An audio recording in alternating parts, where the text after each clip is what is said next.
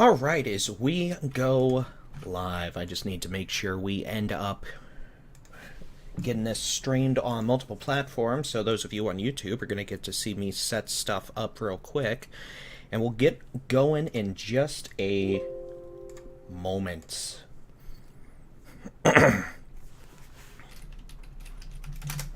When we start these streams up, I need to make sure it gets shared on Twitter, which isn't done automatically anymore, so I have to do it manually. And then I need to make sure it is embedded into our website and our mobile app, which also requires a quick click of a button.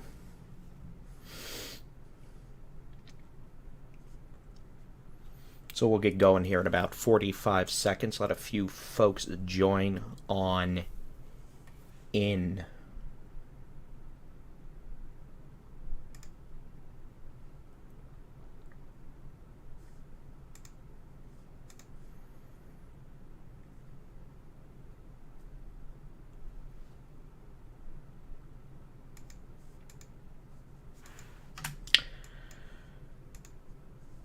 Alright, we'll go ahead and click that. We're going to go live on the FixBag.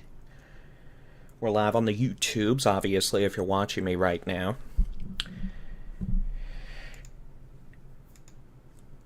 And we are pretty much live, so go ahead, do a 5-second countdown. 5, 4, 3, 2, 1. And hello, good afternoon. Hola, I'm David Reimer at the Texas Storm Chasers. It's 4:45 on Monday, the 31st of May, 2021. A couple of regions of severe thunderstorms ongoing this afternoon. If you read my blog this morning that we put out at about 5 a.m., you might notice the forecast is a bit different now.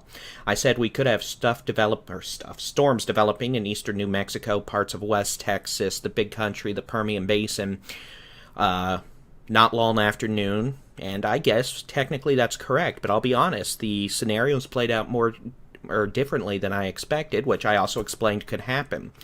Instead of having severe storms in west central Texas right now down into the Permian Basin, we've actually got a line of strong to severe storms now approaching Interstate 35 in North Texas. We have heavy rain moving into the DFW Metroplex, and we've got a tornadic supercell that's been dropping tornadoes southeast of Fort Stockton. That's the red box you see south of Interstate 10.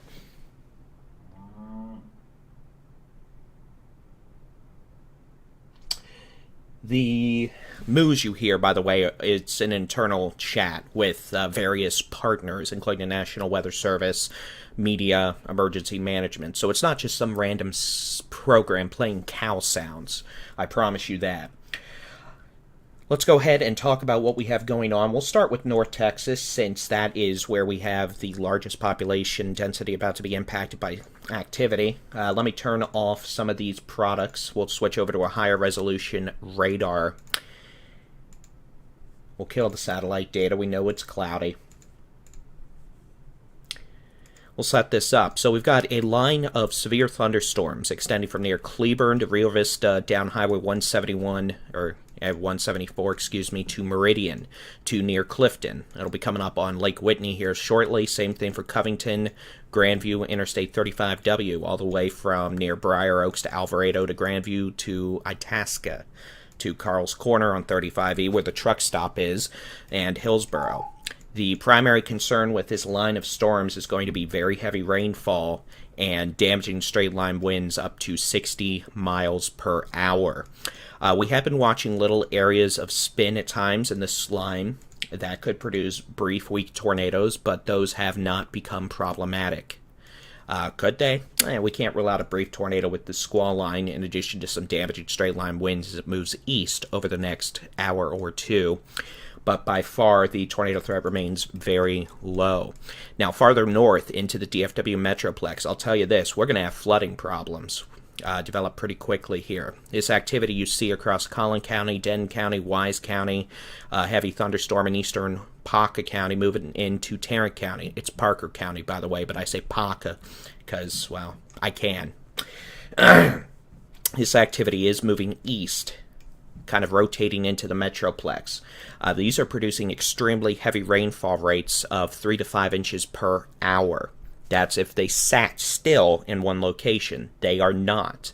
That being said, we're likely to pick up a couple to a few inches of rain in 1 hour, which will cause flash flooding to develop quickly, given the fact soils are saturated and this is moving into a highly urbanized area with a lot of concrete, and all that water is going to take time to run off. So we're going to have street flooding develop pretty quickly across the DFW Metroplex over the next hour. We're going to have flash flood warnings come out probably, and do not be surprised if some roads become impassable due to flooding. We're also going to see rapid rises on creeks and streams.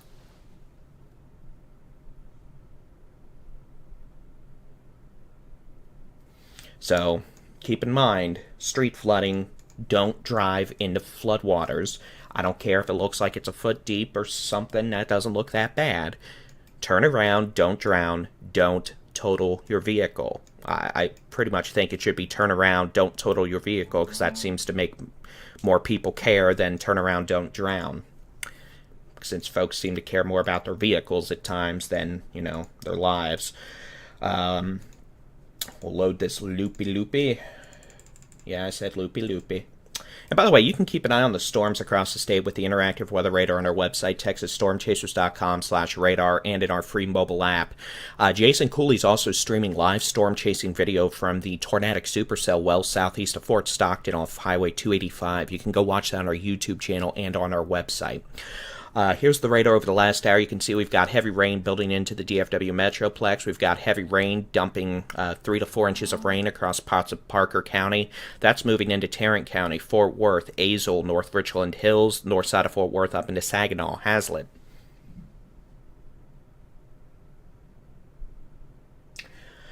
So again, we're likely going to have street flooding develop across most of the DFW Metroplex over the next 2 hours. Watch for creeks and streams to rise pretty quickly. White Rock Lake, the stream going into White Rock Lake over the dam there in northeast Dallas, that'll probably react pretty quickly as well in about 90 minutes. So, it's about to pour rain for a while. Best to stay home if you can, but take it slow during the evening drive home. And, turn around, don't drown, don't total your vehicle. Come on, folks, that's pretty common sense, but I reiterate it again, since common sense can be lacking at times. Switching back again, south of Interstate 20, Johnson, Hill counties, line of severe storms coming on in, capable of producing winds 40, 50, maybe 60 miles per hour in spots. We're watching for areas of little spin that may try to develop, but that hasn't really been an issue. The tornado threat remains very low across southern North Texas this evening. The primary concern is damaging straight-line winds in spots along with flooding.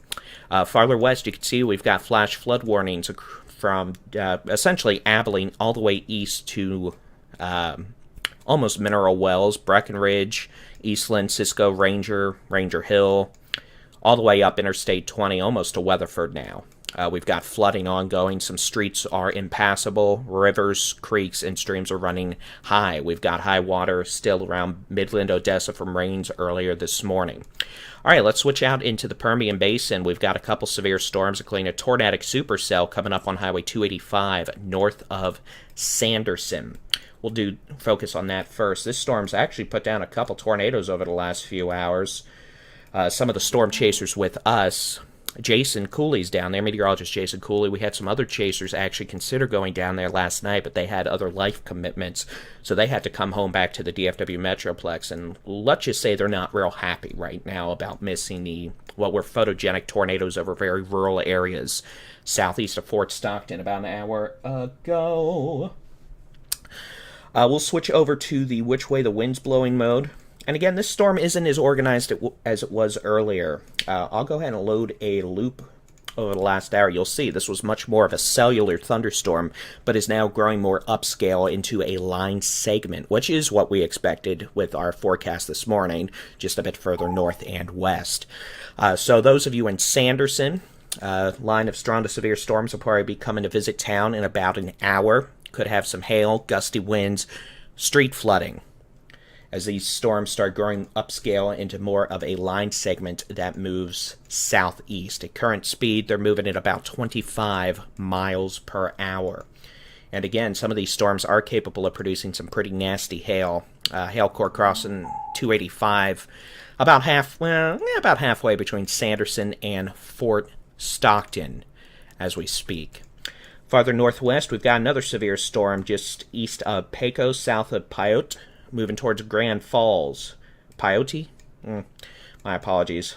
This storm is capable of producing quartered with ping pong ball size hail, localized damaging straight line winds up to 70 miles per hour. Should be crossing into Grand Falls around 5:30 to 5:40 p.m. Flooding will also be a problem with that. We note additional activity in terms of sub-severe storms, heavy rain, south of Odessa, south of Midland, south of Stanton, south of Big Spring. This activity may fill in over the next few hours, bringing renewed street flooding and perhaps more substantial flash flooding to portions of the Big Country and the Concho Valley. We expect storms... Excuse me, the allergies are not being kind to me today. We do expect storms and rain to move into San Angelo later this afternoon and this evening as well. But again, in terms of the higher population densities, we've got heavy rain in Parker County moving into Tarrant County, with flash flooding becoming an increasing hazard with this thunderstorm. We have heavy rain falling across Collin County, all of Denton County. This activity will spread into the remainder of the DFW Metroplex over the next 1 to 2 hours. And again, we do expect flash flooding to develop, a lot of street flooding, which would result in some road closures due to them being impassable. Rapid rises on creeks and streams, which again, if any low water crossings on roadways that may cross over streams could be impacted by that as well. And then we've got a line of strong to severe storms producing not only heavy rain, but some damaging straight line winds now in Cleburne to Blum, Rio Vista, coming into Lake Whitney from the west, and then Whitney proper. These storms are moving east at about 35 miles per hour. We'll cross over Interstate 35W from Briar Oaks down through Alvarado to Grandview to Itasca, Hillsboro, all the way down to Abbott. And eventually, this line should build back south somewhat, so we'll have storms move into Waco over the next 1 to 2 hours. Again, flash flooding is going to be a concern. Street flooding, rapid rises on creeks and streams, along with the threat for some localized damaging straight-line winds. We do note a new flash flood warning has been issued for portions of Parker and Tarrant counties. This includes the city of Weatherford, Aledo, Azle, Springtown, Lake Worth, Pelican Bay. Let me make sure I'm not missing any cities over here. Technically Willow Park, White Settlement, Lake Worth, Lakeside, and of course Annetta. So keep in mind, this storm's moving into Tarrant County. We do expect flash flooding to become a problem. I reiterate, heavy rain moving into the DFW Metroplex over the next 1 to 2 hours will cause street flooding, will cause rapid rises on creeks and streams, and will make for a overall not pleasant driving situation. So I mean, take it slow, take it carefully, it's rain, but please don't drive into floodwaters, even if it doesn't look like they're particularly substantial. And also, since we had an incident earlier in the Permian Basin, please keep your kids away from rising creeks and streams. I get playing in water is fun, but when the water is essentially whitewater rapids, swift water, that can pull children and adults into said creeks and streams very easily and result in drowning, and we don't want any of that. So, just, another common sense tip, but we don't want any drownings, anyone getting pulled into drainage ditches, drainage structures, anything like that. But again, the only tornado warning we have in the state of Texas at the moment is with a supercellular thunderstorm. I'll go ahead and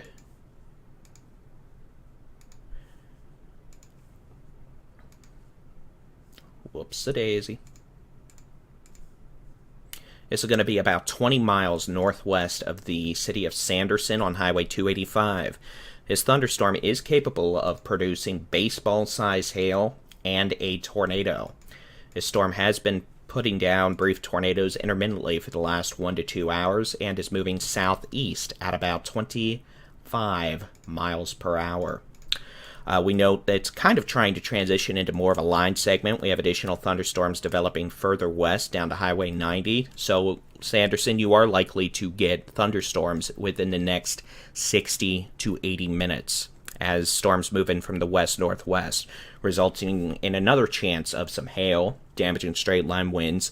Can't rule out a tornado. And, of course, flooding's going to be a problem. We're likely going to see street flooding develop quickly. I realize it's the final day of May, but we have a lot of tropical moisture in place. We have to start thinking not only in late spring type of weather, but also summer type weather, in that we have a lot of moisture in place now. It's a summertime atmosphere in a sense where it doesn't take a super strong thunderstorm to drop 2 to 5 inches of rain very quickly, and that results in flash flooding because, simply put, it takes time for water to drain. And when you're in an urban environment, it takes even longer for the water to drain since there's more concrete than grass. And even where there is less concrete in a more rural area, several areas are already completely saturated. Soils are saturated, so any additional rain that falls simply runs off and has to drain through the local tributaries, which again results in some flash flooding. Which is why we are expecting flash flooding in the DFW Metroplex over the next few hours. Street flooding, for sure. Could see some rapid rises on creeks and streams. So with that being said, we'll keep an eye on things. We'll be doing more of these updates throughout the evening. I'm going to try and do at least one every hour. So we'll probably be back here at about 5:30. And again, make sure you're subscribed to us on YouTube. We are literally almost to our goal of 50,000 subscribers on YouTube, and we've been trying to hit that goal. That's been our spring goal, to hit 50,000 subscribers. We're literally about 400 away, so we want to hit that goal by midnight, and hopefully we can do that. But again, Jason Cooley's live streaming storm chasing video from the Tornadic Supercell about 20 miles north of Sanderson, southeast of Fort Stockton on Highway 285. And we'll be doing these live weather updates at least once an hour for the remainder of this evening. So make sure you're subscribed to us on YouTube. You can also watch these on our website and mobile app. And of course, thank you to all those who have been sending in stars and super chats on Facebook and YouTube as well. So I'm David Reimer at the Texas Storm Chasers. We'll try and be back at about 30 minutes, 5:30 p.m. Central, or sooner if necessary. You can keep an eye on the storms with the interactive weather radar on our website, texasstormchasers.com/radar. See y'all again in about 30 minutes.